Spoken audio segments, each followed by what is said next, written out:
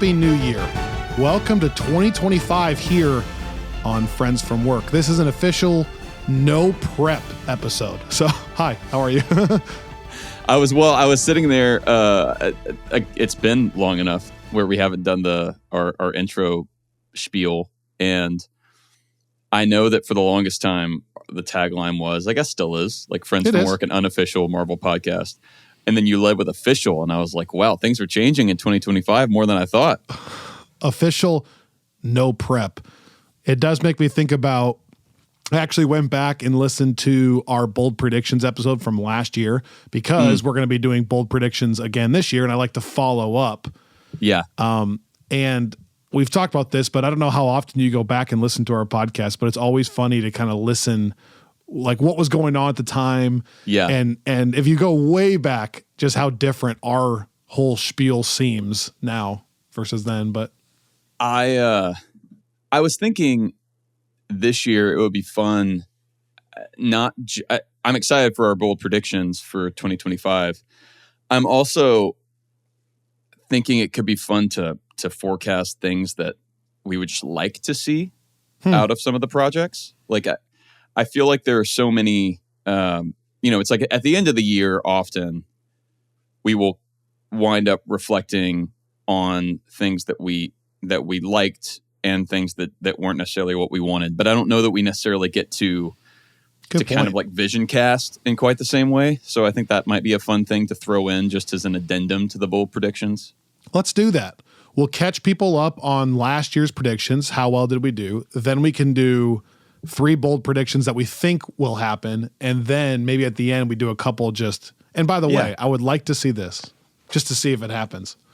That way we can go, hey, you asked for it. You got it a year from now.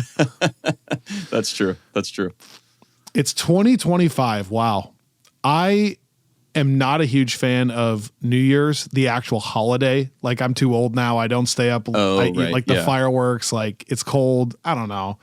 It's not my thing. I am a huge fan of just New Year's in general. For some reason, the beginning of a new year is always, well, for some reason, this is obvious, but it's such a great fresh start. And I always take it very literally. Like I'm trying to eat better now. I'm kind of on like a mini fast right now.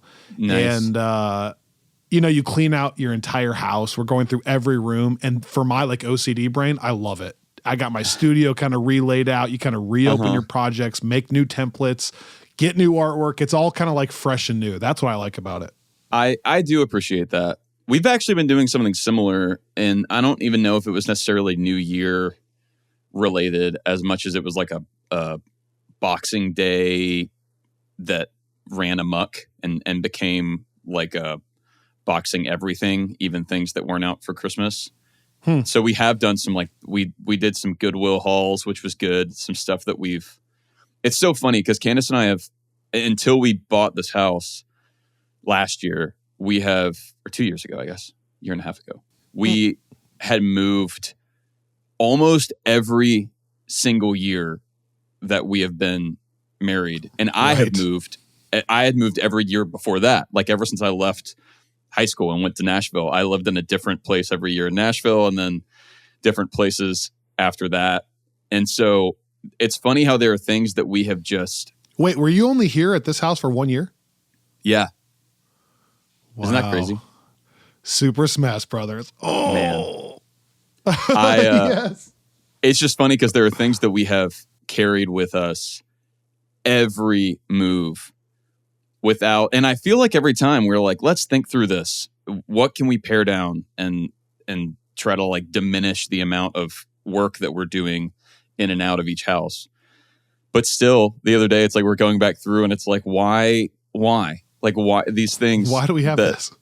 That we have just... And then I feel almost more dumb because I'm like, I could have gotten rid of this like 10 years ago. I haven't used it once, like a single time. It's just this like... But I'm also a sucker for nostalgia. And so it's so hard for me. Like if someone that I like or love gives me something that I just absolutely hate, there's still this part of me that like feels some pain if I just give that away. Because it's like, but this is and it's not, I mean, there's so many things wrong with that. But yeah, what's worse than keeping that stuff the first time is the second time. It's when you're now going through it and you're like, I haven't used this in a year, but I may need it. Like, this could be something. And then you don't get rid of it. That's my wife. Every item. I mean, this could be repurposed. And I have tried to start doing that in general. Like whenever there's something, it's like a piece of furniture or something that I think, oh, we want to upgrade this. Now what's nice is I have like the house as a whole, but then like my little office area, but then also my office downtown at work. And so sometimes it's like, well, this doesn't work here, but I could use it in the office. Like I need an extra lamp in the office. So that stuff I've been trying to be better about. That's my studio. That's true. Yeah. What's hard for me though is the stuff that has no use. It's purely sentimental value. And that's the stuff where I'm like, well, I want to throw this away because now I've got like too many of these things. But also, is that me throwing this friendship away on a symbolic level? I'm trying to think if I ever gave you anything you hate. Probably not. I don't think I'm included in this list. I don't think I've given you anything. No. I mean, in Super Smash Brothers. Nothing that.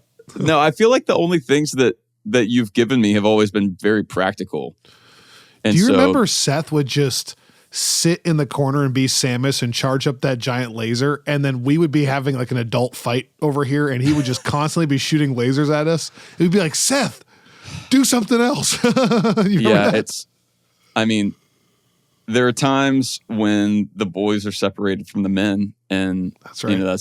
That's when it became clear that like you, although it's like if we're taking like the Infinity Saga analog here, I was going to say here we go. He's not the guy that's going to lay down under the wire, but maybe that's going to flip one day because Samus he's got the most Tony Stark energy. Yeah, I guess of the yeah.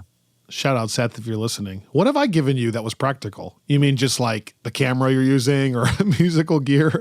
I guess I mean all of that stuff. Yeah, but that's podcast expense. Yeah, but in music times too, I feel like you would give me. I don't think you gave me advice. As I say, I'm a horrible gift giver. Ask my wife. Like, the 5 love languages. Gift giving, I think, is my lowest, and therefore I think of it the least as well. And so, my wife, I think, would like gifts. It would probably be like 2 or 3 for her, but I'm not thoughtful that way. So yeah. Anyways, what's your love language? Because there's like a giving and receiving piece of that, right? Like there's the one that you tend to speak in, and the one that you like listen in, I guess. I don't know if they separate them. I thought there was 5. You're quizzing me here. Quality time, words of affirmation, which those are probably my 1 and 2. Gift giving, some works, like doing works. What's it called? Like if you were doing the dishes for Candace or making dinner before she got home. Yeah. And like a service thing. That's active service. That's the one I said. And then what's the 5th one? Help me. Physical touch. Physical touch. Oh yeah. That's definitely his, as I point to my dog. No, I see. That's what I was trying to remember. I thought you were pointing. Everyone who's just listening thinks you're pointing to me. That's his. Kyle's a big physical touch guy. I was trying to think because there are, like, I thought that sometimes you can have like a language that you operate in, and that like you tend to like show love in a certain way, but it's not always the same way that you most value like receiving it. So I was curious because I think for me, one of the things that I like, I value gifts a lot. Like when they're given to me. Therapy session. But I think it goes all the way back to like, it's not necessarily that I want them, that I'm like, oh, I need people to give me more things, but it feels like, you took this time out of your whatever like schedule and you went and you got me this thing and you like made a point to send it to me in some way. And that I think is enough of a like. Are you good at that for others then too? Like, are you a good gift giver? No, I mean, I'm not a bad gift giver, but like Candace is much better than I am. And I feel like I do it for like, normally it has to be something that I see that really makes me think of a person, or it's like, I know it's this person's birthday or some particular occasion.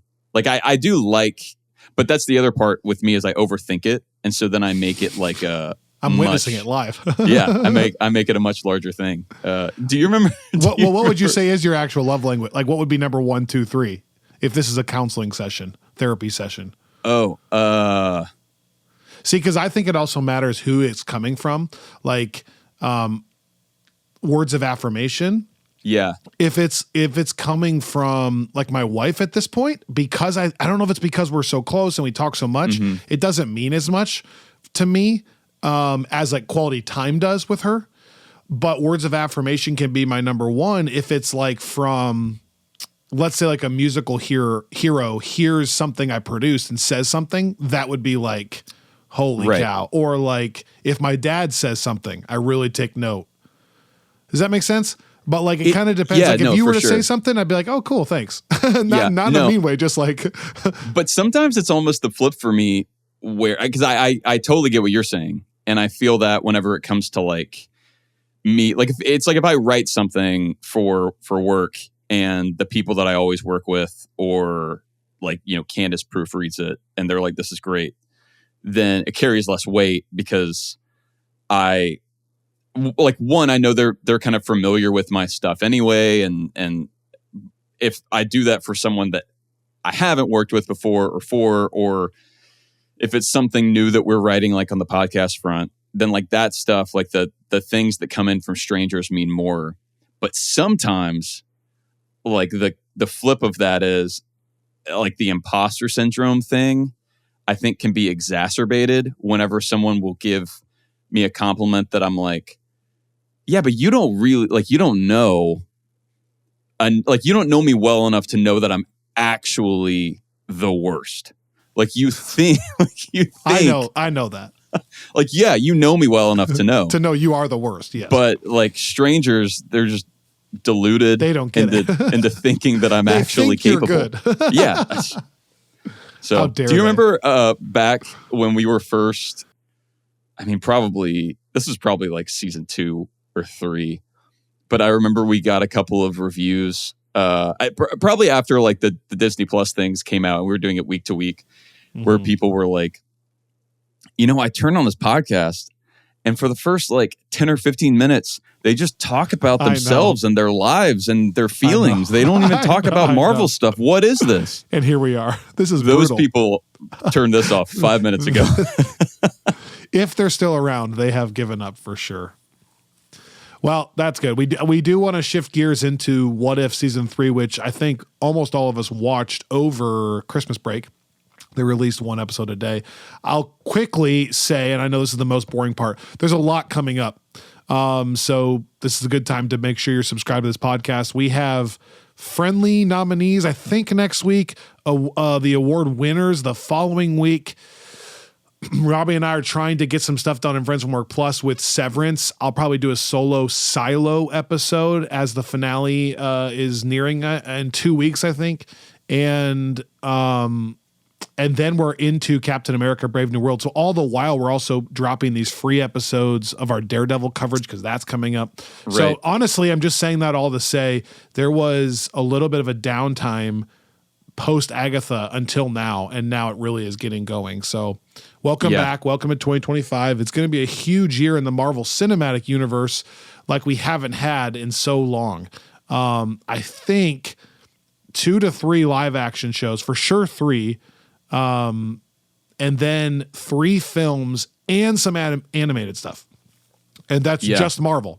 Not to mention, you know, you and I want to talk about the new Mission Impossible film, other stuff coming out this year. So there'll be a lot to cover on this podcast. But what if Season 3? What if Season 3 was a show? It was a show that I watched. That's my feeling on it. It was a show. Well, okay. Here's a question. Do you think when you're sitting down to watch it, I feel like it's really hard for me to have a bad experience with What If because I don't really have very high expectations, which sounds bad. It's not that I'm like, because it's so bad, I don't like, I can't possibly be disappointed. It's just kind of almost like what we said at the very start of Agatha, but a more extreme version, where I was like, I'm not counting on this show to be anything. Therefore, my risk of being like really let down is pretty low. And I think What If is that like way exacerbated.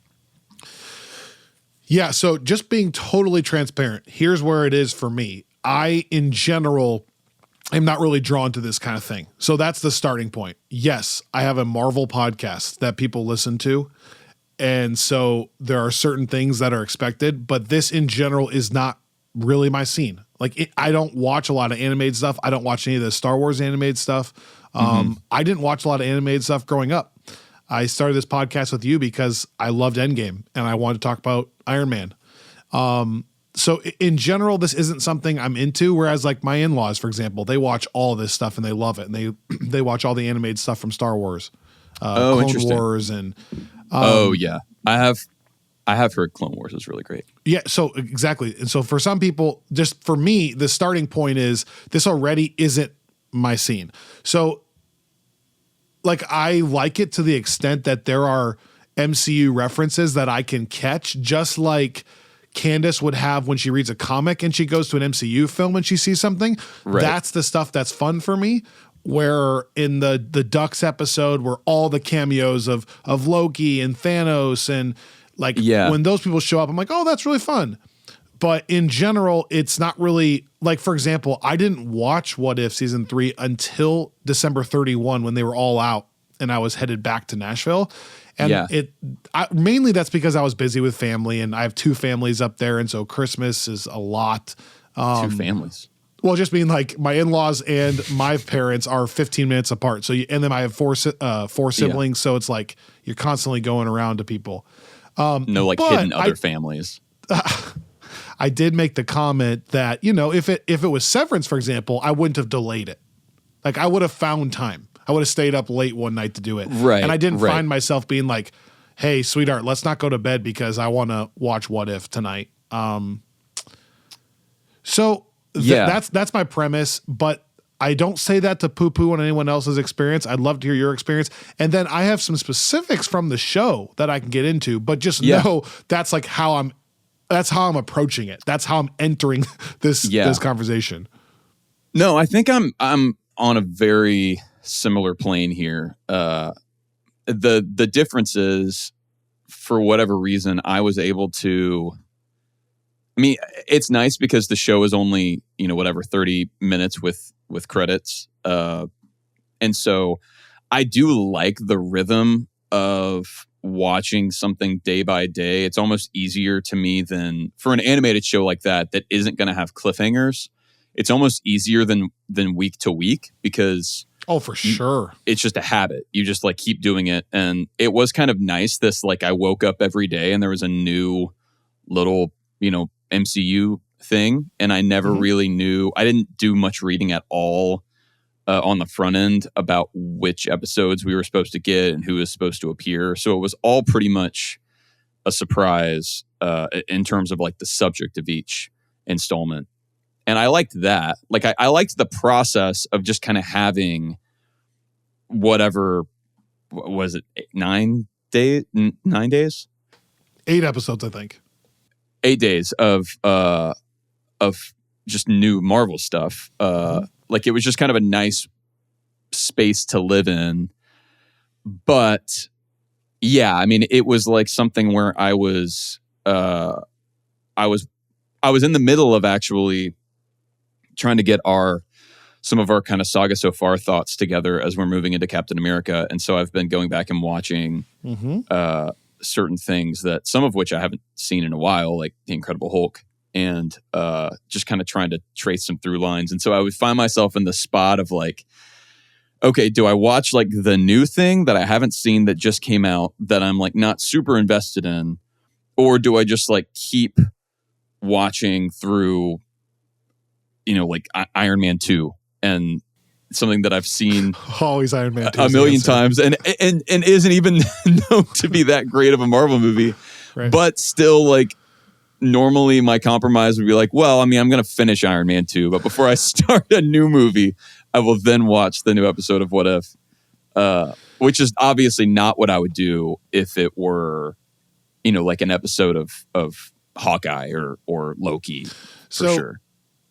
Here, like these are the three layers for me. I come into the show going, this already just isn't my genre or scene before I've even seen an episode. So I'm already kind of approaching it not from like a place that's totally jazzed. But then within that genre, I'm not sure What If even does that good of a job in comparison to other animated things. Obviously, you can't compare it to like Spider-Verse or Toy Story or whatever, but like it's possible that within that genre, I can get so pumped up. But just the nature of the show, even within the genre, isn't totally my scene. And then I thought that this was the weakest season of the 3 seasons in that show. So I'm kind of 3 layers deep where But again, it doesn't even make me mad. It doesn't make me sad. It's not like I'm coming on here today going, wow, Marvel's lost their way. Because of what it is, it's like, no, I'm with you. It was a fun, put it on. I was driving back to Nashville, fun to watch it. I liked seeing the cameos and the Easter eggs. It was fairly well done. And then it was over and I'm not going to really think about it ever again. So like, it's not a mean thing. It's just kind of, it was a good MCU, quick little ibuprofen. and that was it. But I think that there is an alternate reality where they made the show more interesting. It still probably wouldn't be like Across the Spider-Verse in my investment level, but I think there's a way to do it better than what they did, especially with this 3rd season. I remember what you said the first time we came in, I think it was What If season 1, maybe What If season 2. And you really just started, the whole premise of your conversation was, I'm just not sure they're asking questions that fans are asking. And I couldn't get that out of my head while I was watching this. I know a few people on Discord felt the same way. I won't name all the names, but I saw some of the comments and it is interesting. Like you could do an episode about like, what if Peter Parker had stopped Uncle Ben? And then could you do a whole nother alternate reality where he doesn't become Spider-Man that way or something? There are a lot of questions like that, but for example, I don't know that anyone's asking, what if Howard the Duck slept with Darcy? Right. And that's not even a joke. Right. That's funny. It sounds like I'm joking. Yeah.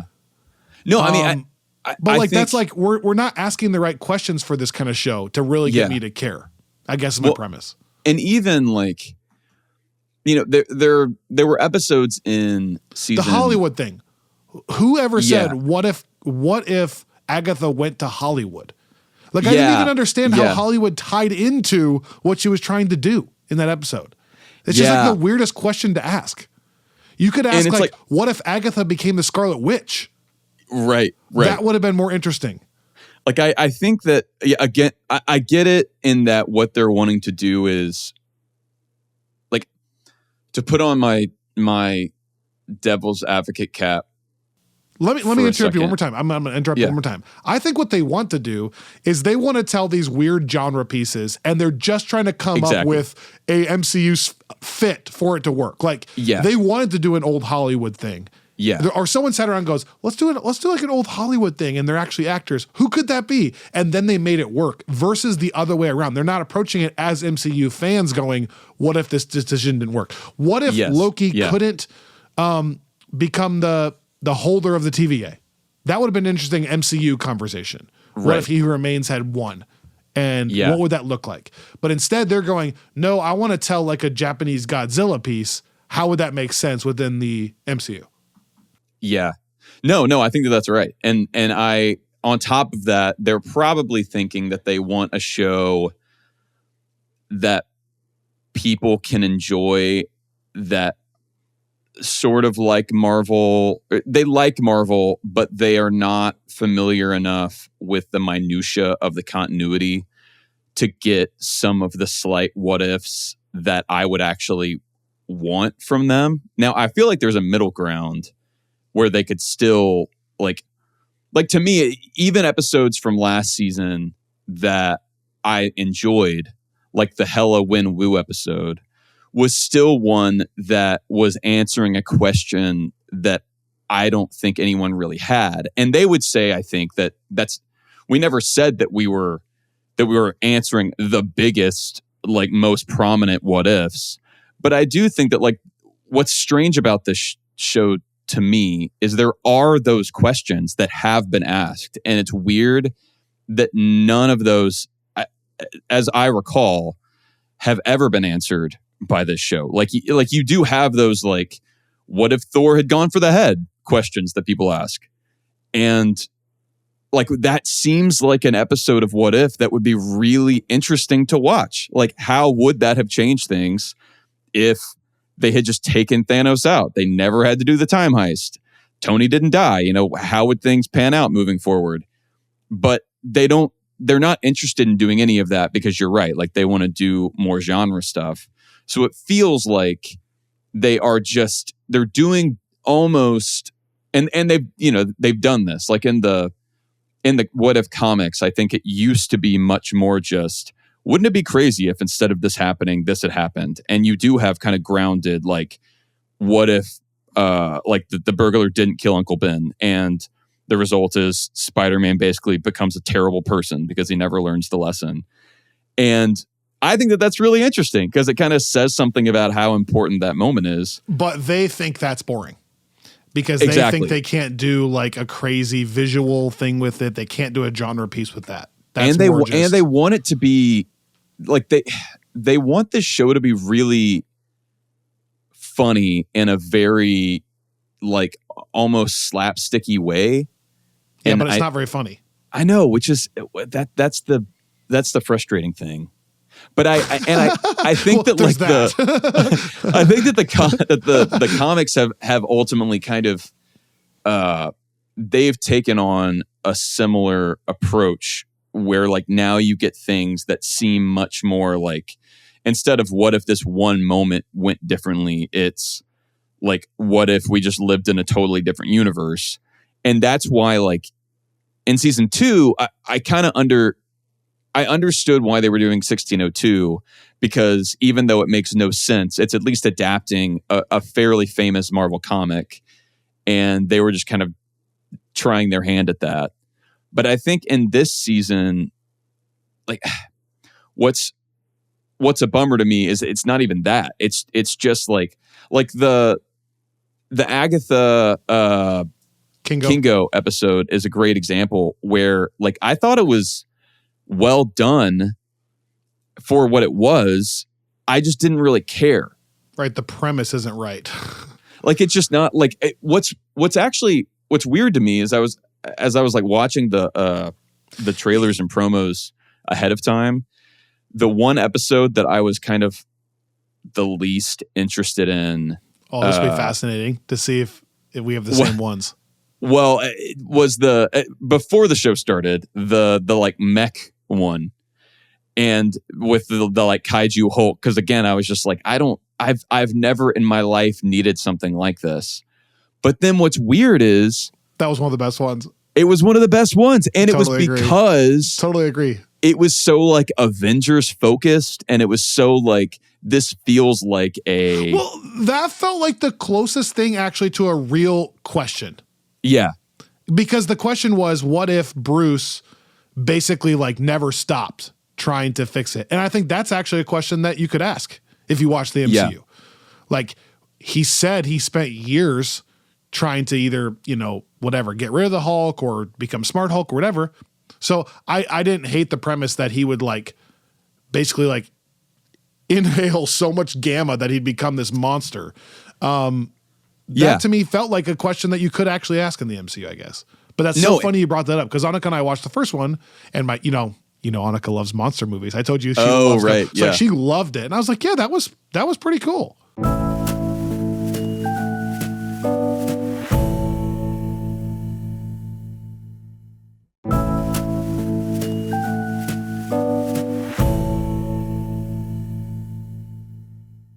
So for me, my other favorite one, I think, was the Shang-Chi Kate Bishop one. And I think it's because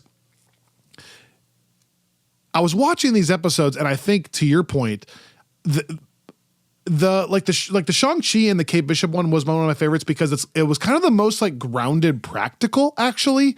And I think they just aren't that interested. Like I noted how many episodes ended with what would have been like, if it was live action, an absurd power level crazy finale. Like, so obviously the two finales, like the Watcher fight gets so you can't even, it's so not tangible because it's getting so over the top, like taking other people's powers, becoming Watchers, and then battling on a galactic level Celestials. But then like I was watching them going like, man, that's clearly what they wanted to get to in almost every episode. Because like Agatha becomes the size of like a planet and fights a Celestial. And like so many of them, like the Mech Warrior thing became like, there's actually thousands of kaijus coming from the ground. It's a world ending event. And I just realized like they're interested in that and that kind of genre, and they're not interested in like Spider-Man kind of becoming like mean. That's too boring for them. And so that's why I'm just like, yeah, it's just not for me, I think. Yeah, I think the other thing that's one, I think I agree. I'm trying to think back to all the episodes. I think that was pulled up over here. Was my other favorite as well.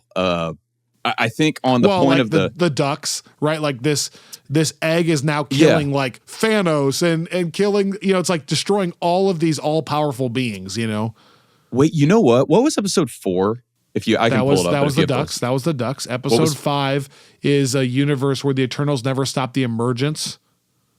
And then the incubating celestial shatters Earth. Civilization endures the rocky remnants of the planet. Where Quentin Beck. Remember? Right. I actually liked that one also for a similar reason to the first one. It just kind of felt like those feel like you're at least kind of digging into, like, even though they're not clearly like delineated. It's like that was a better question. I liked. Those were characters that I liked, kind of like they were recognizable versions of the MCU counterparts, which I liked. And like, I enjoyed spending time with Riri Williams in that context. I thought it was a fun use of Quentin Beck. Like, yep, that was a better one.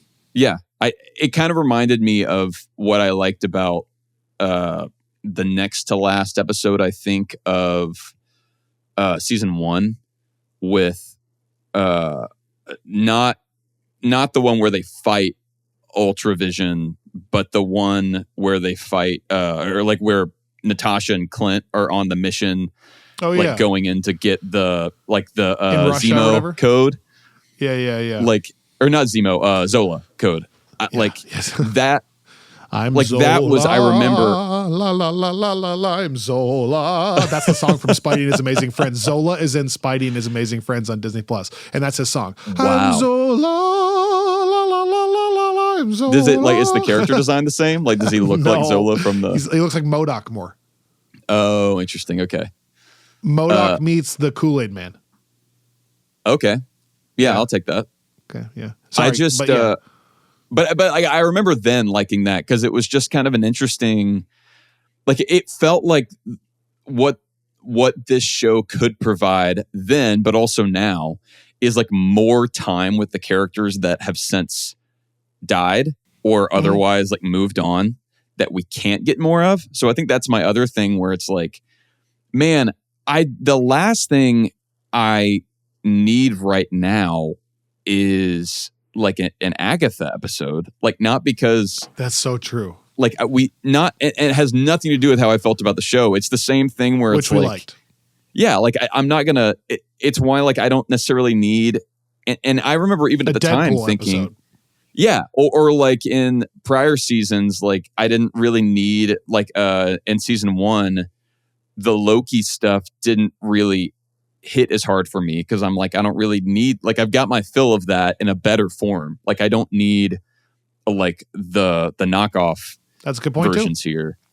But I think that for me, like the big takeaway looking at this season and just the way it ended, and I do want to talk about like some facets of the finale specifically before we end, but like on a big picture level, I think that just the premise could have been handled a lot better and made the show feel more essential. Like I whenever they first announced this, right after Loki, or didn't announce, but like put out all the promo stuff, I guess, like Feige really built it up as like, this is a consequence of what we saw in Loki. Like, this is like, now the multiverse is open. Now we're going to see all this stuff.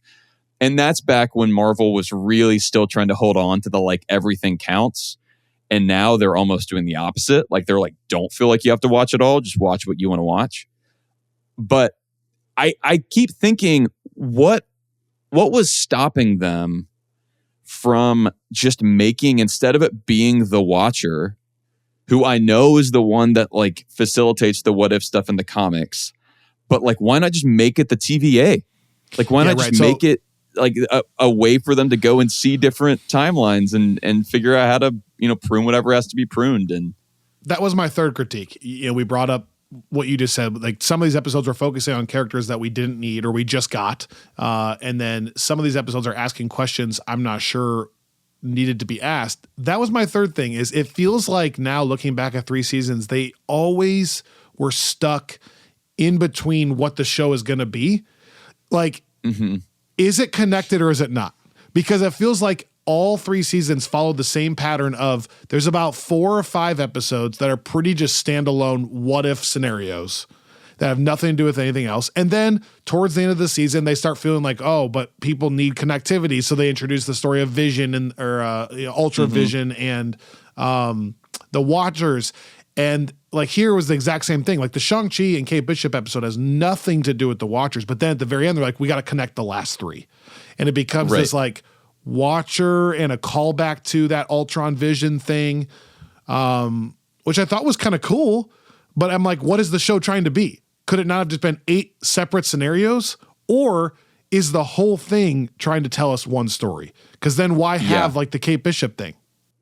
Yeah, I mean, and that's always been my, like, even in, I think we were on the same page here. Like, even in season 1, I was like, I don't know that I need this to have a like finale, a culmination. Yeah. Like the moment they tried to team everybody up, I thought was the turning point for the show in the way you're saying. Like, they could never really get out of that. Like, now we have made it. Now we've made the Watcher a character, not just a narrator. And now we've made, like, it's also the problem with these shows where, right. I mean, the Watcher in general with Loki doesn't even really make sense anymore. Right. Like, how does the Watcher get to a part of the universe where he can see the tree? Yeah. Remember that? But like, Loki is unaware of this Watcher. And then it just starts being like, it just feels so separated, because you're like, is the Watcher, like, at the end of this, I kind of even liked, if you're going to do the Watcher, don't make him like actually all powerful. Like, I kind of like that he could watch and just observe, but they actually took the other route, which is like, no, he's like stronger than a Celestial in battle. Which doesn't, but they never even really explain what those powers are. It's just like your classic, like, shoot whatever beams out of your hands. Yeah, and whatever you need it to be. And yeah, it's just like,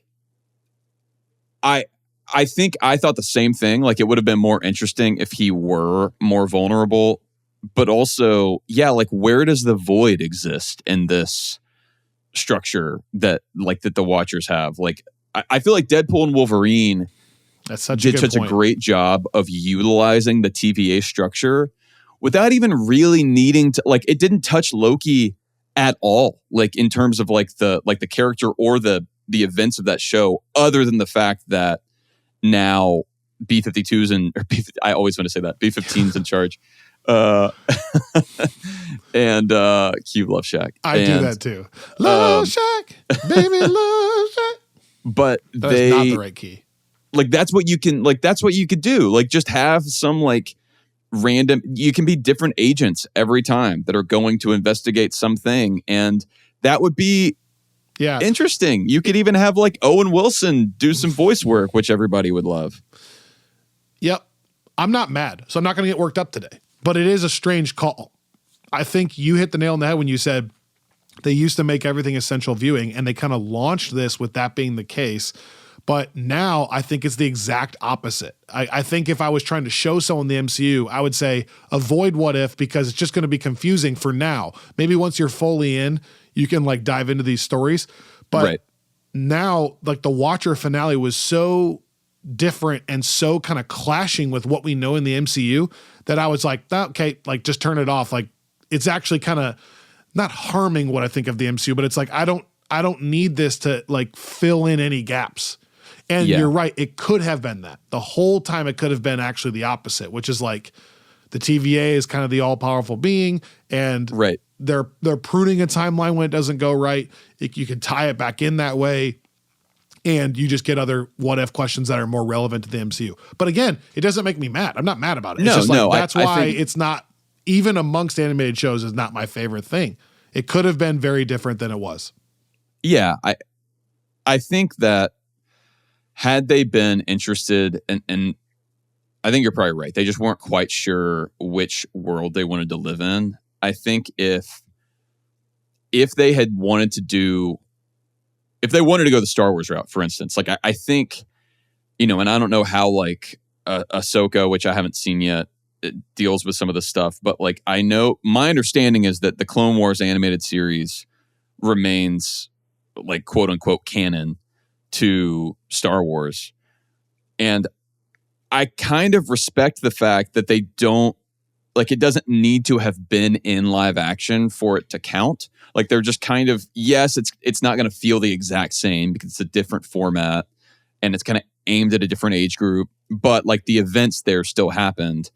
And that's why I'm kind of like, you could have done something that would have been and felt like canon, but not necessarily be strictly essential, but still additive if you had gone that route. And then I think I would have been as invested in that as I am in certain other animated shows that feel like I think this is it for me. Like they feel like they take themselves seriously. And I think what's hard for me with What If is it doesn't seem like. Yeah. Like the nature of the Ducks episode is they are, to your point about slapstick, like they are leaning into a ridiculous premise, and it's almost like, they aren't taking it seriously, kind of. Now, granted, I kind of liked, like I said, I liked seeing all the cameos. Like it was kind of fun to actually get all those people back. I love all the voices back. It's one of the things I loved about the first episode. I love seeing Oscar Isaac back. Oh, yeah. Like, although, and that kind of like Illuminati thing was kind of a cool idea to me. Like all these different nations like meeting. That's true. It was just such a random use of Oscar Isaac. So random. It didn't feel like, did they ever even delve into the multiple personalities in that episode? No, but he said Khonshu one time. He did bring up Khonshu. Yeah. I think it's just like, to me, I'm like, why not put a character like that in like the Wild West episode, like something where you can kind of spend some more time with an individual and see different sides of him and how that might come out there. Like it just feels a lot of it felt kind of half baked, I guess. And just like, there wasn't really a lot of, again, it was rarely bad. It just wasn't really a thing that felt like it had anything to say. My last point is I don't think the writing was really up to snuff. So like even with the ridiculous premises, I'm talking about just the actual dialogue and flow. Yeah.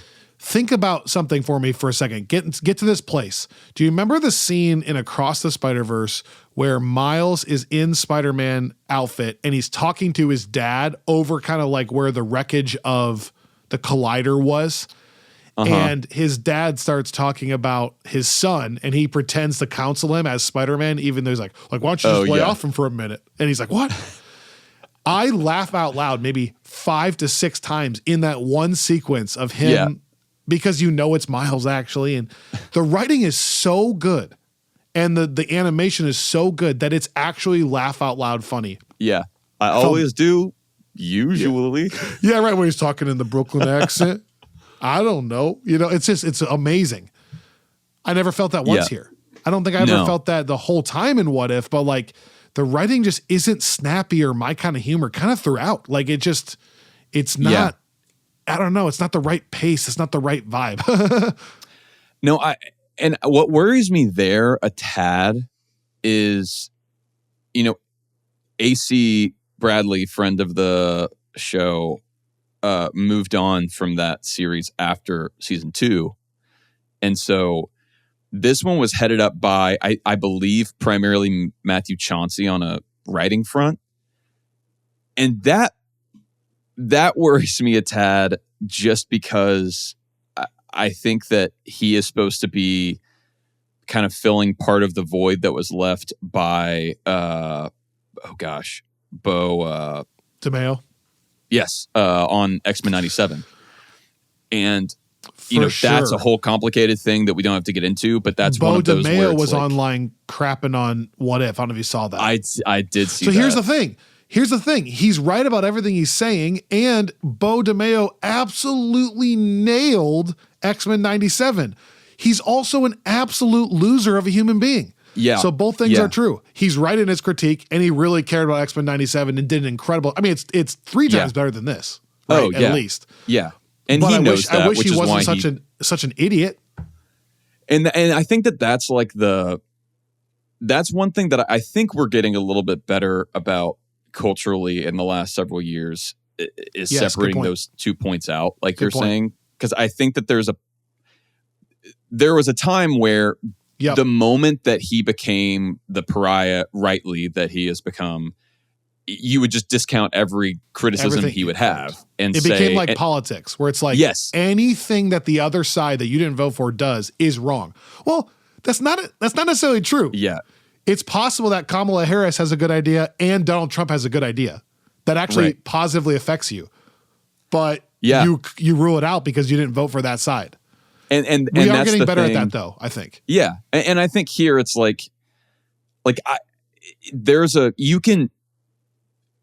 you can be honest and say, yeah, this person seems pretty terrible. And also a great writer.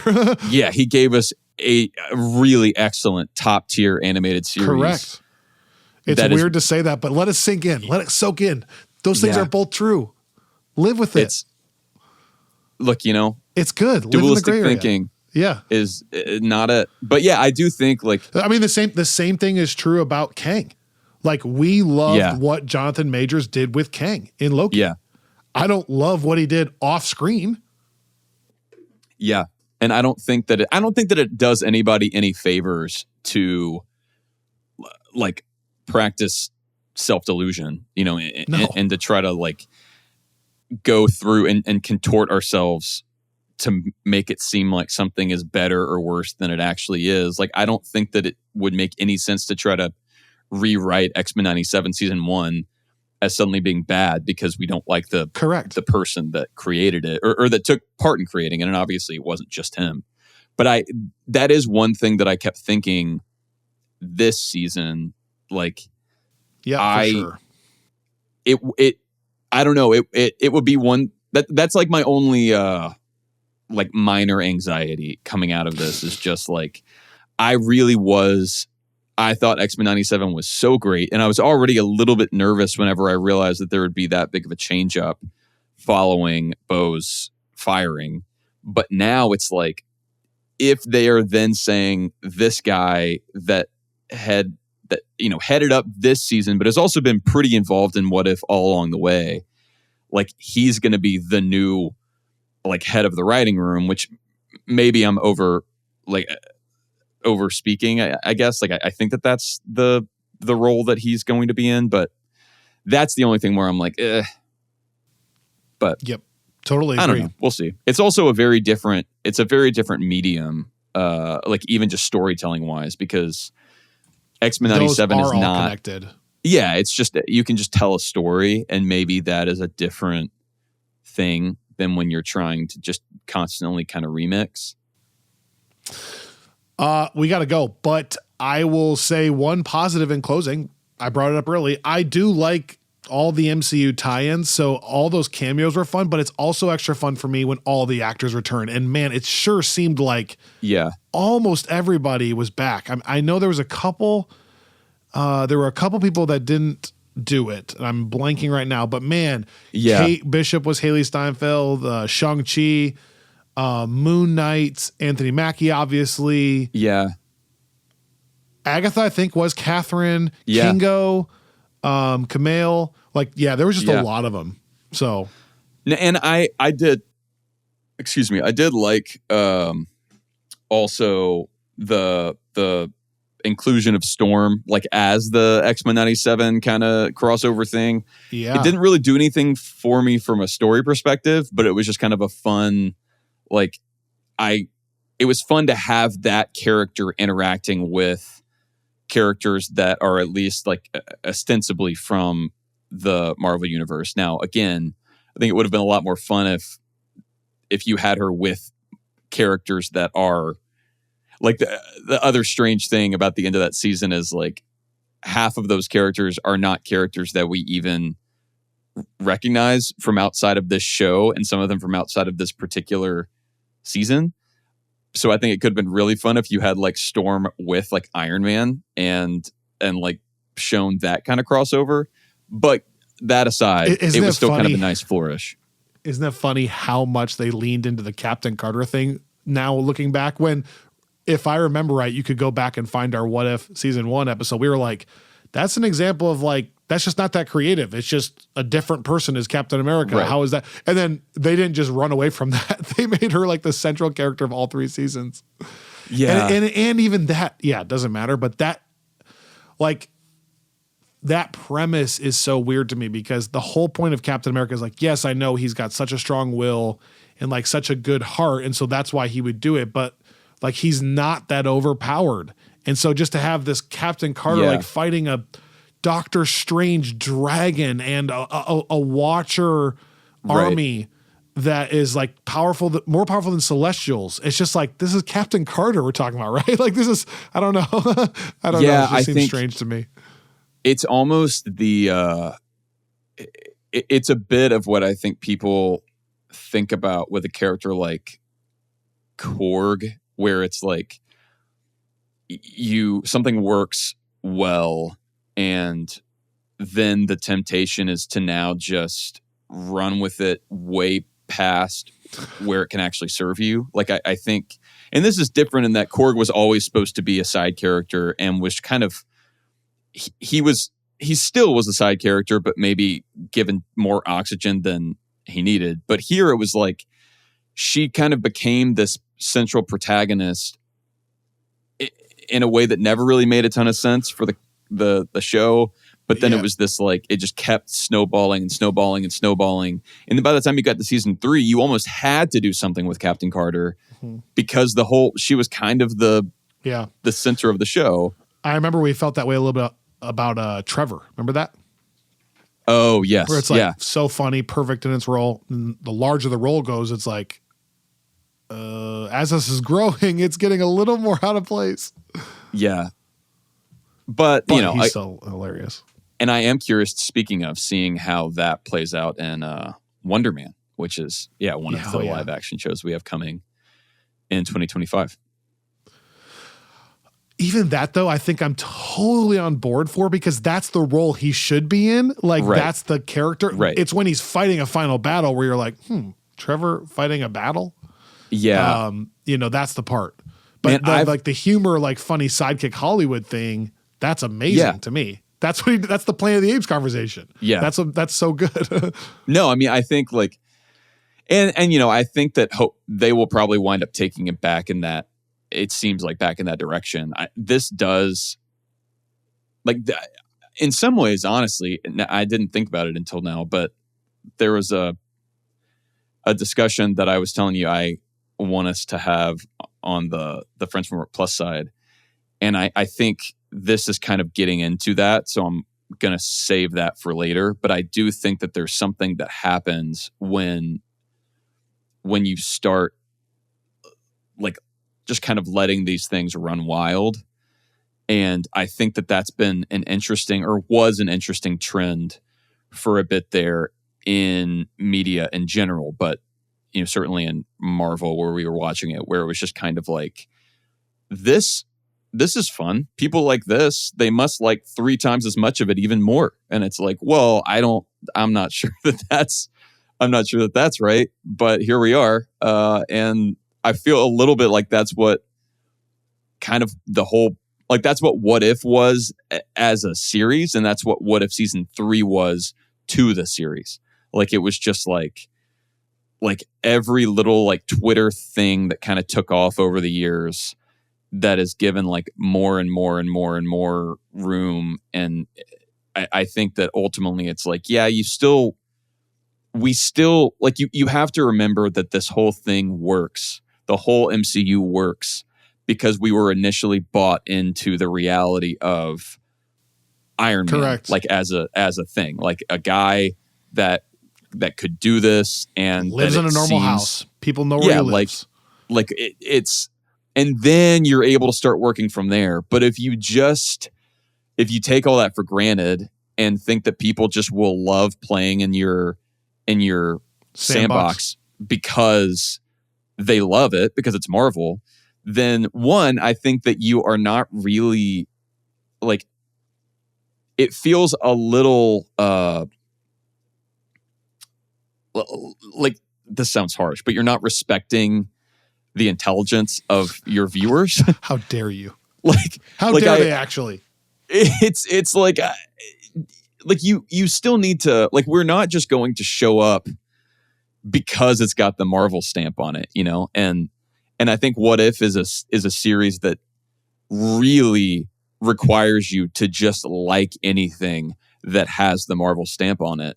And I think that there's something about that just feels mildly offensive to me as someone that did watch it every day when it came out. How dare they?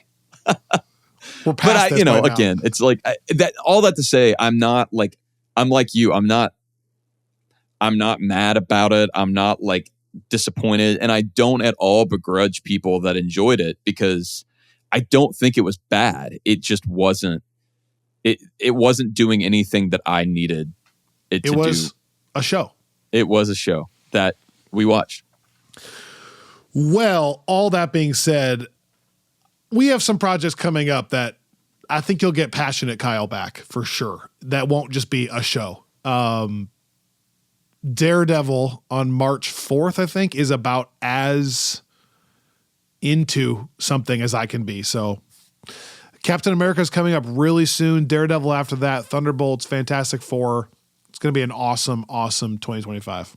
And on the Captain America front, I think one thing that I'm excited about, almost separate from whether the movie is good, which I obviously hope it will be, and think it, I don't know, it could be. That's the one that's up in the air for me, for sure. But the thing that I'm realizing is, even if it's not, I think I just respect that it's doing something that feels pretty central to the overall story. Like, I think that it is going to wind up doing some kind of handoff, whether like literally or not, to Thunderbolts. Like, it just, like, even if we're like, oh, that was kind of rough. Sure. It's still like, yeah, but I think we're going to have a status quo change of some sort. Yeah. You start going back, it's like Agatha, as good as it was, it's not central to the story. Deadpool and Wolverine ended up not being central at all to the story.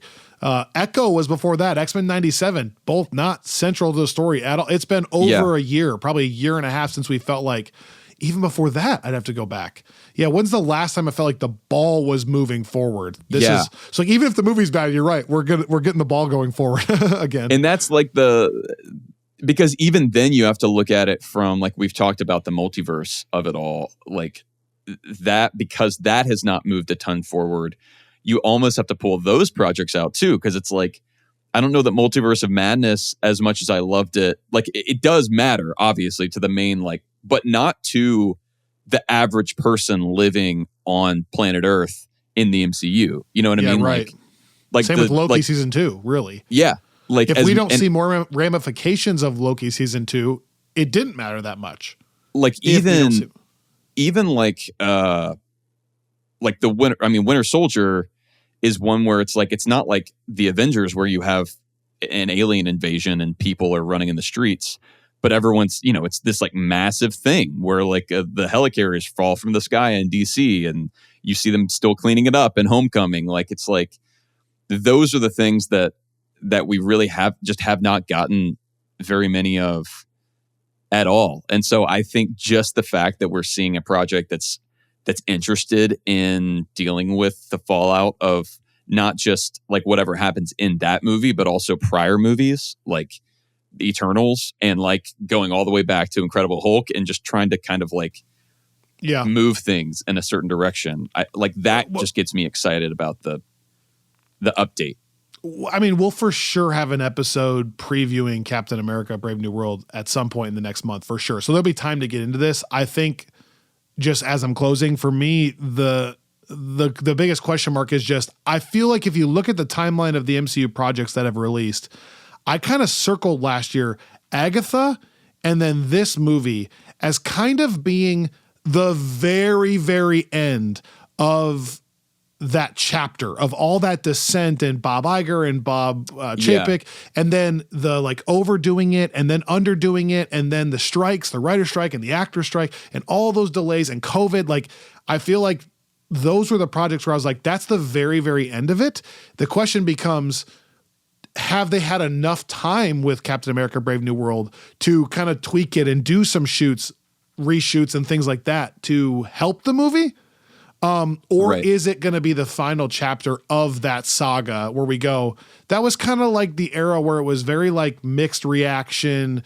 Like there were all these other external circumstances, and Captain America: Brave New World was the last movie of that. Cause it feels like to me, and maybe this is just me overreading the trailers, it feels like now, knowing all the behind the scenes, that Thunderbolts and Daredevil feel like fresh starts, like not casualties of the last era, but like, this is an intentional decision to lean into this. Whereas like there's a little bit of me that gets nervous that Captain America was, hey, we announced it 5 years ago and feel like we need to follow up on it, but kind of never really made a plan to figure out why. And then all these things got in the way and it's like, oh, we got to still do it. That's not fair to the movie. Like Fantastic Four, for example, is going to be so massive. Not only is it going to be great, Fantastic Four, one of my bold predictions, it's going to be over 90% in Rotten Tomatoes. It's also going to make $1.5 billion, I'm pretty sure. And I think that feels like it's going to be so an intentional reset for the Marvel Cinematic Universe.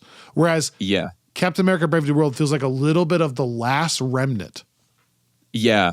Well, and I think Thunderbolts is going to be the interesting piece there because I am very excited for that movie, but it obviously has the least name recognition in terms of the actual title. Now, luckily, it's got, Florence Pugh kind of by herself right now is enough to get people interested in going to the theater, and then obviously you've got a lot of kind of big MCU Sebastian Stan, and David Harbour, but I think.